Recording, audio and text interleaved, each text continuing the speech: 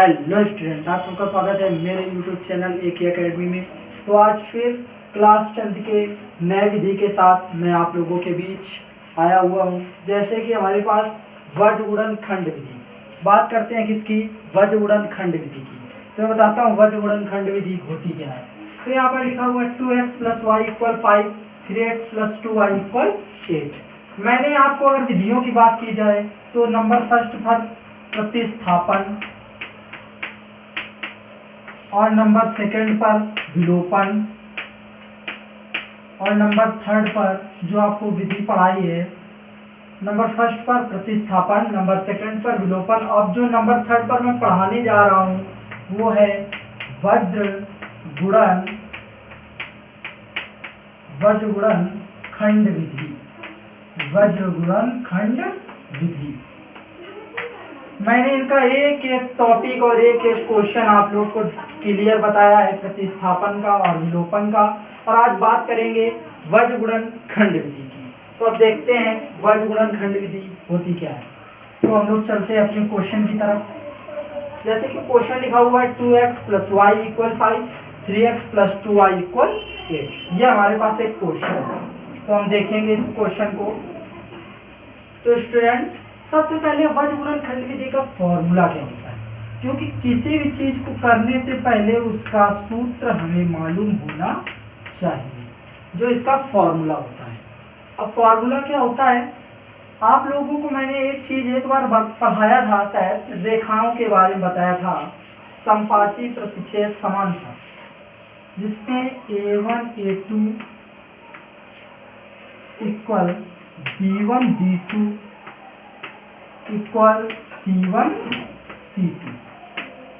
ये मैंने पढ़ाया था, जिसमें कहा था a1 a2 b1 b2 बराबर ना हो b1 b2 के तो प्रतिच्छेद होता है। तो ये वो मैटर नहीं है, हमें सिर्फ इनका फॉर्मूला बनाने के लिए यूज करना है। तो फॉर्मूला देखो बनता कैसे।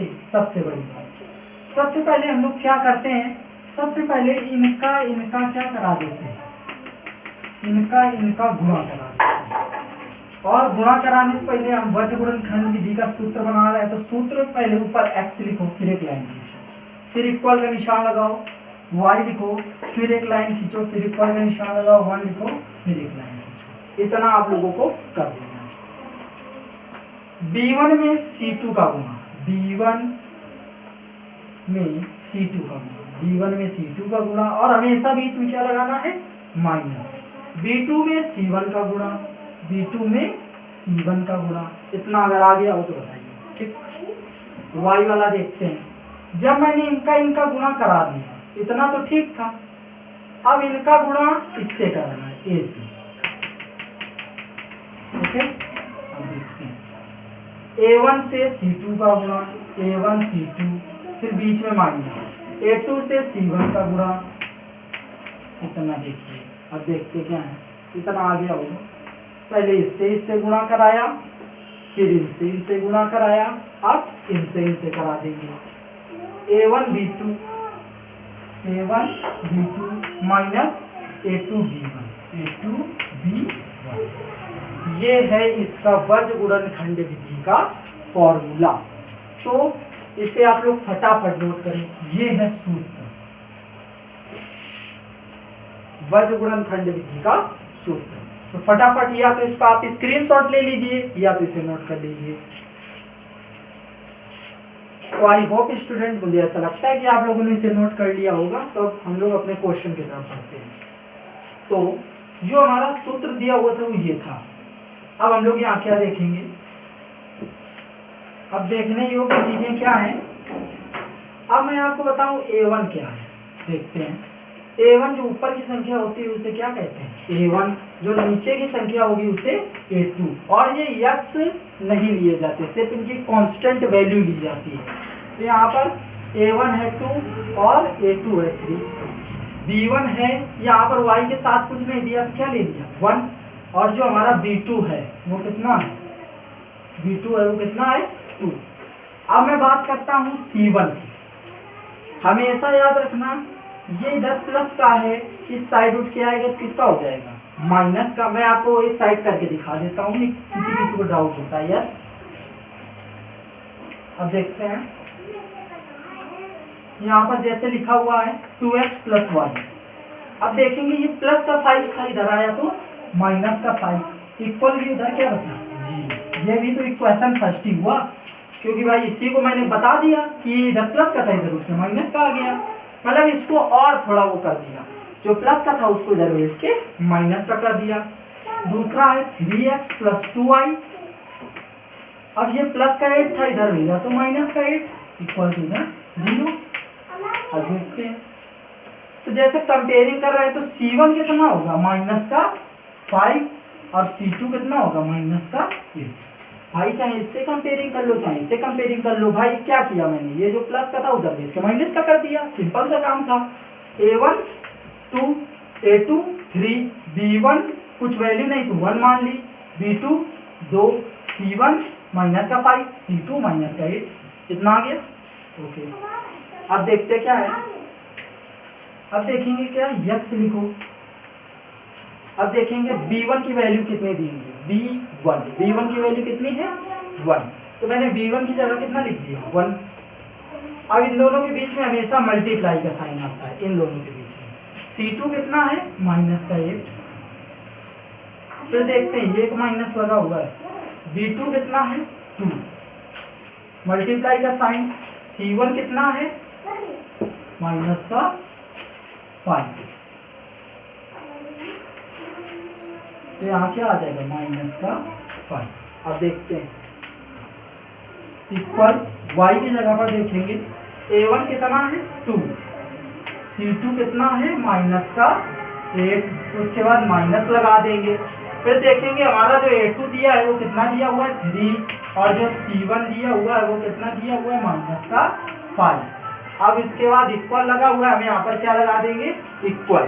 देखो जो हमारा A1 है वो है 2 और C2 कितना है माइनस का 8 है, फिर माइनस लगा दो। A2 कितना है A2 3 है और C1 कितना है माइनस का 5। अब देखेंगे 1 लिखा हुआ है, मैंने यहाँ पर 1 लिखा, ये देखिए। अब देखते क्या है, जो हमारा A1 है 2, इन दोनों के बीच में मल्टीप्लाई, B2 कितना है 2 माइनस A2 कितना है 3 और B1 कितना है 1। अब देखते क्या है, अब देखेंगे इतना आप तो पहले नोट कर लीजिए क्योंकि बोर्ड में अब स्थान खाली नहीं, इसलिए फटाफट इसको नोट कर लीजिए। अब देखते हैं x लिखा हुआ था, मैंने यहाँ पर क्या लिख दिया x, इतना आप लोग देखें, यहाँ पर x था, मैंने यहाँ पर क्या लिख दिया x। 8 बन जा 8, लेकिन किसका माइनस का, और माइनस माइनस क्या हो गया प्लस, 5 2 जा 10। ओके, 8 बन जा 8 मतलब 8 1 का 8 माइनस का 2 पंचे 10 माइनस माइनस प्लस। अब देखेंगे बराबर y कितना है 8 दूनी 16, लेकिन माइनस का, और माइनस माइनस प्लस, 5 तिहाई 15 बराबर का निशान, 1 लिखेंगे। अब देखिए 2 दूनी 4 माइनस 3 1 का 3। इतना क्वेश्चन आप लोग नोट कर लें फटाफट। नोट हो गया होगा अब तक, या स्क्रीनशॉट ले लीजिए। अब देखते हैं, अब इसके बाद मैं यहां से बता देता हूं। अब क्या देखेंगे कि अभी मैं इसको ऊपर सॉल्व कर दे रहा हूं, इतना तो आप लोगों का नोट ही हो गया है। जो हमारा क्वेश्चन क्या आया, x अपॉन माइनस का 8 प्लस 10, इसके बाद इक्वल y अपॉन माइनस का 16 प्लस का 15, उसके बाद इक्वल 1 अपॉन 4 माइनस 3, ये आया था। अब देखते हैं, अब इसके आगे हम लोग देखते क्या है, x लिखा हुआ था 8 में 10 मतलब माइनस प्लस माइनस हो जाएगा, दोनों को माइनस कर देंगे 2 आ जाएगा, इक्वल y 16 में 15 गए 1 प्लस माइनस माइनस। अब देखते हैं इक्वल 1 अपॉन 4 में 3 गए कितना बचा 1। अब देखेंगे x बट्टे 2 लिखा था, मैंने यहाँ क्या लिख दिया x बट्टे 2, जो लास्ट में निकलेगा उससे हम लोग इन दोनों में क्या करा देंगे इक्वल में देखेंगे। और जो हमारा y का आया y अपॉन 1 इक्वल 1 अपॉन 1। इसका एक बार इसके साथ इक्वल भी लिखेंगे, एक बार इसको x वाले के साथ इक्वल भी लिखेंगे, एक बार इसको y वाले के साथ इक्वल भी लिखेंगे। तो 1 का मल्टीप्लाई x से और 2 का मल्टीप्लाई 1 से, x 1 जा x, 2 1 जा 2। ये हमारी x की वैल्यू आ गई। अब इसको देखेंगे, इसका मल्टीप्लाई इससे, इसका मल्टीप्लाई इससे, y 1 जा y, y एकम y। तो हमारा y का आंसर निकल के आया 1 और x का आंसर निकल के आया y का 1 और x का 2। अगर आपको ये वज्र गुणनखंड विधि समझ में आई हो तो फटाफट हमारे चैनल को कर दें like and subscribe, bell icon press करना बिल्कुल ना भूलें और जुड़े रहें AK अकेडमी के साथ।